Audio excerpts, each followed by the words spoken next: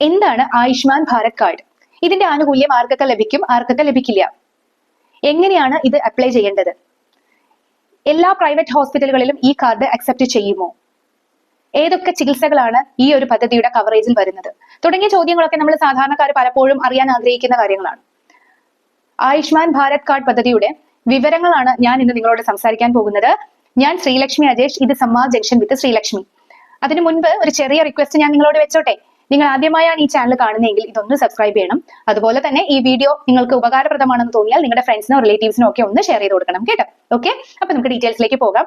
ആയുഷ്മാൻ ഭാരത് പദ്ധതി എന്ന് പറയുന്നത് നമ്മുടെ പ്രധാനമന്ത്രി സാധാരണ ജനങ്ങൾക്ക്, സാമ്പത്തിക ഭദ്രത ഇല്ലാത്ത സാധാരണ ജനങ്ങൾക്ക് മികച്ച ചികിത്സാ സഹായം ലഭ്യമാക്കുന്നതിന് അല്ലെങ്കിൽ ഉറപ്പാക്കുന്നതിന് ഏർപ്പെടുത്തിയിട്ടുള്ള ഒരു ആരോഗ്യ ഇൻഷുറൻസ് ആണ്. ഇത് ആർക്കൊക്കെയാണ് നിലവിൽ ലഭിക്കുന്നത്, അല്ലെങ്കിൽ ആരൊക്കെയാണ് ഇപ്പോഴത്തെ അവസ്ഥയിൽ എലിജിബിൾ ലിസ്റ്റിൽ വരുന്നത്?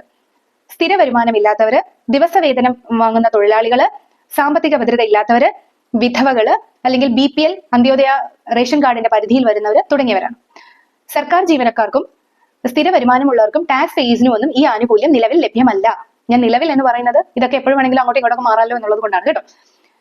അപ്പൊ എന്താണ് ഈ പദ്ധതി എന്ന് ചോദിച്ചാല്, ഒരു കുടുംബത്തിന്, ഞാൻ പറയുന്നത് ശ്രദ്ധിക്കണേ, ഒരാൾക്കല്ല, ഒരു കുടുംബത്തിന് ഒരു വർഷം 5 ലക്ഷം രൂപ വരെ സൗജന്യ ചികിത്സ ഉറപ്പാക്കുന്ന ഒരു ആരോഗ്യ ഇൻഷുറൻസ് ആണ്.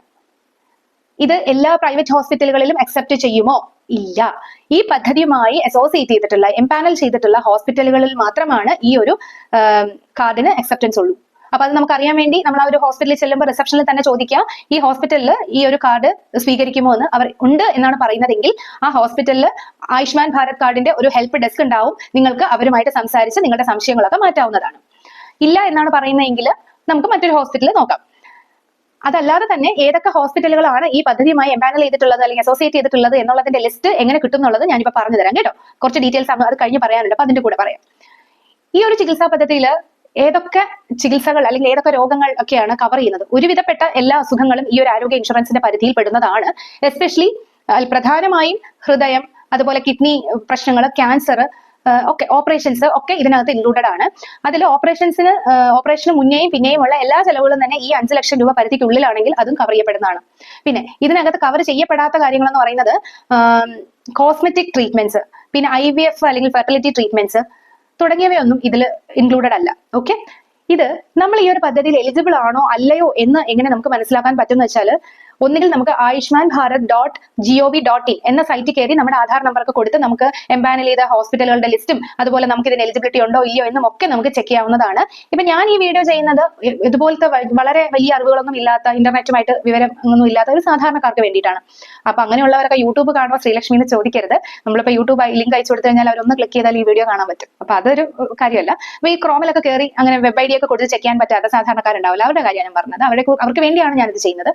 അപ്പൊ അവർ ചെയ്യാനുള്ളത് അക്ഷയ സെന്ററിലോട്ട് പോവുക. ഇത് തികച്ചും സൗജന്യമാണ്. അക്ഷയ സെന്ററിൽ പോയി നമ്മുടെ ആധാർ കാർഡിന്റെ നമ്പർ കൊടുത്തു കഴിഞ്ഞാൽ നമുക്ക് ഇതിന് എലിജിബിലിറ്റി ഉണ്ടോ ഇല്ലയോ എന്നുള്ളത് അവർ ചെക്ക് ചെയ്ത് പറഞ്ഞു തരും.